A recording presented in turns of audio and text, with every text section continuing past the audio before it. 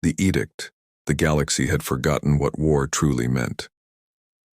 For 100,000 years, the Galactic Council had maintained peace through a single, ironclad law. The Edict of Limitation. No kinetic weapons, no mass-based destruction, no projectiles that could pierce a planet's crust or shatter moons. War had become civilized. Energy shields deflected plasma fire. Conflicts were decided by attrition, economics, and political maneuvering. The 847 species of the Council had agreed. Never again would the galaxy burn as it had in the Age of Ash. When kinetic armadas reduced entire star systems to rubble, humanity arrived late to this galactic stage. We were newcomers. Primitives. Our ships were slow, our technology crude. The Council welcomed us with patronizing smiles and a simple message. Follow our rules, and you may survive. We followed them. For 50 years. We followed them. Then the Vrex Dominion came. They were an old power. Proud, territorial, and dismissive of upstart species. When humanity refused to cede mining rights to 3 colony worlds, the Vrex declared an integration conflict, a legal war, a test to see if Earth's children deserved their place among the stars. The Vrex fleet arrived at Proxima Station with overwhelming force. 30 capital ships, energy weapons that could vaporize our hulls in seconds. They didn't want to conquer us. They wanted to erase us. Commander Marcus Webb watched the tactical display from the bridge of the UES Sentinel, Earth's flagship. His jaw was tight. His options were non-existent. Shields at 40%, an officer reported. They're toying with us. Webb knew it was true. The Vrex weren't even trying. They circled Proxima Station like sharks, firing calculated volleys, forcing humanity's meager fleet into retreat. We were losing. Badly. 3,000 light-years away, Dr. Sarah Chen stood in the classified hangar of Lunar Dock 7, staring at something that should not exist. The skeleton of a warship. Not just any warship. A dreadnought. Massive. Unfinished. Abandoned for decades. Its name was etched into the prow, UES Defiance. "This is insane," she whispered. Admiral Zhang stood beside her, his weathered face illuminated by the glow of construction lights. "Insane is letting the Vrex burn our colonies while we beg the Council for help." "They'll never allow this," Sarah said. The edict, Zhang interrupted, was written by species who had already conquered the galaxy. They outlawed kinetic weapons because they didn't want to die by them. But humanity, we never signed that treaty willingly. We signed it because we had no choice. He turned to face her. "Dr. Chen, you designed Project Thor. You know what it can do." Sarah's throat tightened. Project Thor. A railgun system so powerful it could accelerate a tungsten rod to 5% the speed of light. A weapon that didn't explode, it simply arrived. Pure kinetic energy, unstoppable and completely illegal. "If we use this," she said quietly, "the Council will declare us rogue. They'll sanction us, blockade us. Maybe worse," Zhang nodded. "Probably. And you still want to do this?" The Admiral's eyes were hard. The Vrex just glassed Proxima Station. 15,000 people. Men, women, children. They didn't even broadcast a surrender demand. They just fired. Sarah closed her eyes. "We have 6 days," Zhang said. 6 days before the Vrex reach Earth. 6 days to finish this ship, install your weapon, and make the Council understand something they've forgotten. "What's that?" "That humanity," Zhang said, "doesn't ask for permission to survive." For 6 days, Lunar Dock 7 became a crucible. Engineers worked in 30-hour shifts. Fabricators ran nonstop. Every resource Earth could spare was funneled into one impossible goal: finish the Defiance. Sarah Chen didn't sleep. She couldn't. Every time she closed her eyes, she saw Proxima Station burning. The railgun took shape slowly. A linear accelerator stretching 1/2 kilometer through the dreadnought's spine. Magnetic coils powerful enough to warp local spacetime. A firing chamber designed to withstand forces that would liquefy most materials. Commander Webb arrived on the 3rd day. He'd been reassigned from the Sentinel to captain the Defiance. He found Sarah in the weapons bay running simulations. "Will it work?" he asked. "In theory," she replied, not looking up. "We've never tested it at full power. And if it doesn't, then we die. The Vrex will destroy us. The Council will forget we existed." She finally met his eyes. "But if it does work, then what?" Sarah's voice was quiet. "Then the galaxy will remember why kinetic weapons were banned." On the 6th day, the UES Defiance launched. It was not beautiful. Its hull was scarred from rushed construction. Entire sections were still unpressurized, but it was massive, 2 kilometers long, bristling with improvised armor plating and a single, horrifying weapon. The Galactic Council detected it immediately. Within hours, Ambassador Thelrin of the Sivari Consortium appeared on every human frequency. His voice was ice. By order of the Galactic Council, the vessel UES Defiance is in violation of the Edict of Limitation. You are commanded to stand down immediately or face total embargo and military intervention. Admiral Zhang sat in the captain's chair. Commander Webb stood at tactical. Dr. Chen monitored the railgun from engineering. Zhang opened a channel. Ambassador, he said calmly, we acknowledge your transmission. Then you will comply? No. Silence. Admiral, Thelrin said slowly, you do not understand what you are risking. The Council has maintained peace for 100 millennia. If you fire that weapon, you will be branded as enemies of civilization itself. Zhang leaned forward. The Vreks are 3 hours from Earth. They've already killed 15,000 of our people. The Council did nothing. You did nothing. We are mediating. You're watching, Zhang snapped. You're watching to see if humanity is worth saving. Well, Ambassador, we're done asking for your approval. Admiral, we will engage the Vreks. We will defend our homeworld. And if the Council wants to stop it, Zhang's voice dropped, then eliminate us. After we save our people. The channel closed, the Defiance accelerated toward Earth, and for the first time in 100,000 years, the galaxy held its breath. End of Part 1. The Vreks Armada hung in the void like a swarm of predators. 30 capital ships, hundreds of escort vessels, enough firepower to vaporize Earth's orbital defenses in minutes. They had already sent their ultimatum: surrender your sovereignty, or be integrated by force.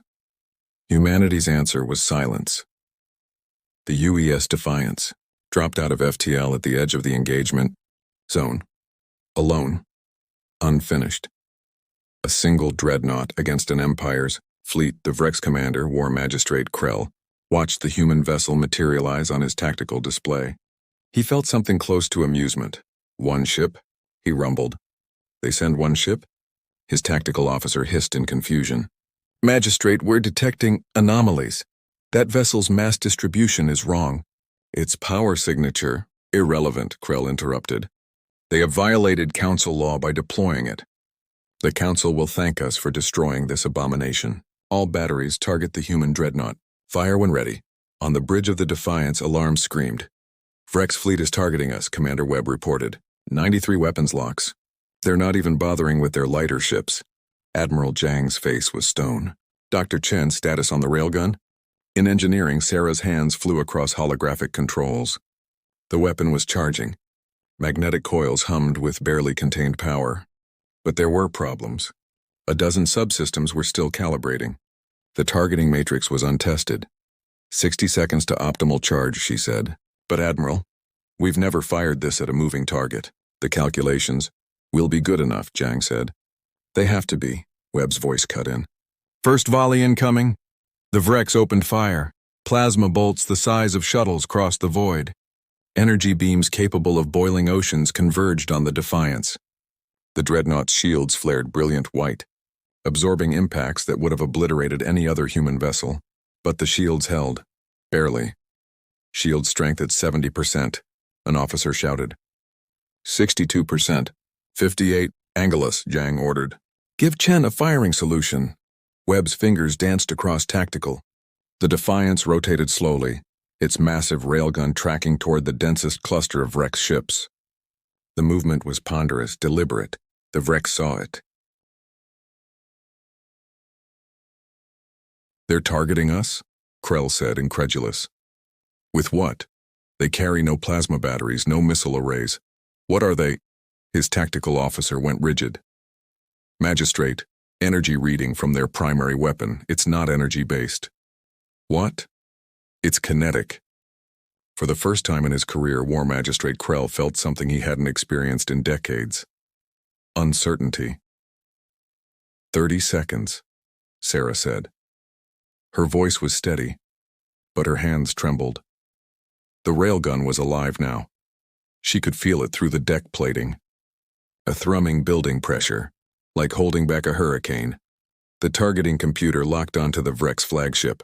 20 seconds. The Vrex fired again. More plasma, more energy beams. The Defiance shuddered. Hull breaches flared across 3 decks. Atmosphere vented into space. Shields at 30%, Webb reported. Jang didn't flinch. Dr. Chen? 10 seconds. The magnetic coils reached critical charge. The tungsten projectile, a simple rod 3 meters long weighing 2 tons, sat in the firing chamber. No explosives, no warhead, just mass and physics. 5 seconds. The Vrex fleet adjusted formation. Hundreds of ships bracketed the Defiance, closing the trap. Krell prepared to give the order to finish the humans. Weapon ready, Sarah whispered. Admiral Jang's voice was calm. Fire! The UES Defiance fired. There was no flash, no explosion, no dramatic flare of light. The railgun simply released. The tungsten rod accelerated to 5% the speed of light in less than a second. It crossed the distance to the Vrex flagship in 3 heartbeats. Shields meant nothing. Armor meant nothing. The rod didn't explode on impact. It transferred every joule of its kinetic energy directly into matter. The Vrex flagship didn't burst. It disintegrated. The projectile punched through the bow, vaporized. 2 decks liquefied the reactor core and exited through the stern. The ship buckled, folded inward, and came apart like a paper ship in a fire. Then the shockwave hit. 4 nearby Vrex cruisers were caught in the expanding debris field. Superheated metal shredded their hulls. Secondary explosions rippled through their formations. In 6 seconds, humanity had destroyed 5 capital ships. The Vrex armada froze. On the bridge of the Defiance, no one spoke. Sarah stared at the telemetry data. Her weapon had worked. Perfectly. Commander Webb exhaled slowly. My God. Admiral Jang watched the tactical display. The Vrex fleet was in chaos. Ships scattered. Formation discipline collapsed. They'd never seen anything like this. No one had. Reload, Jang said quietly. Sarah's fingers moved automatically. The railgun cycled. Another rod loaded into the chamber. The magnetic coils began charging again. 90 seconds to reload. The Vrex had 90 seconds to decide. War Magistrate Krell stared at the empty space where his flagship had been. His ship, his commanders, his war clan, gone. His tactical officer was speaking, but Krell couldn't hear him. His mind was locked on a single terrible realization. The humans had broken the edict and it had worked. Magistrate, his officer shouted, they're charging again. That weapon. I know what it is, Krell said, his voice hollow. I know what it means. For 100,000 years, the galaxy had evolved beyond kinetic warfare. Energy shields, plasma batteries, controlled engagements. Wars were fought by attrition, by economics, by rules. But kinetic weapons didn't care about rules. Kinetic weapons were primal. All ships, Krell said slowly, withdraw. Immediate retreat. Magistrate, we still outnumber them. Withdraw, Krell roared, before they kill us all. The Vrex fleet turned and ran. Across the void, 1,000 sensors watched. The Galactic Council. Neutral observers, news drones. Every major power in the galaxy had been monitoring the engagement. They had all seen it. Humanity's first dreadnought, humanity's first railgun, humanity's first act of total defiance. Ambassador Thelrun appeared on every human channel. His voice was no longer ice. It was something worse. Fear. Admiral Jang, he said carefully. The Council demands immediate decommissioning of your weapon. This violation of the edict is the only reason Earth still exists. Jang interrupted. The Vrex came to erase us. You watched. You mediated. And 15,000 of my people died while you debated. The edict exists for a reason. The edict, Jang said, his voice like iron, exists because species like yours conquered the galaxy and then decided no one else should be allowed to fight back. Well, Ambassador, humanity is done obeying laws written by our would-be masters. Silence on the channel. You fire that weapon again, Thelrun said slowly, and the Council will have no choice but to respond with force. Admiral Jang smiled. It was not a kind smile. Then come, he said. Come and try to take it from us. But know this, Ambassador. The galaxy spent 100,000 years forgetting what war truly means. We just gave you all a reminder. He leaned forward. Humanity remembers. And if you threaten us again, his voice dropped to a whisper, we'll teach the rest of you to remember too. The channel closed. The UES Defiance turned toward Earth, battered, scarred, victorious. Behind it, the Vrex Armada fled into the black. And across the galaxy, for the first time in millennia, the great powers of the Galactic Council looked at humanity and felt something they had not felt in living memory. Fear. Because humanity had done the unthinkable, we had reminded them that the universe at its core was not governed by laws or treaties or civilized agreements. It was governed by physics, by mass, by speed, by simple, unstoppable force. The galaxy had forgotten what it meant to fear a dreadnought. Humanity made sure they would never forget again, and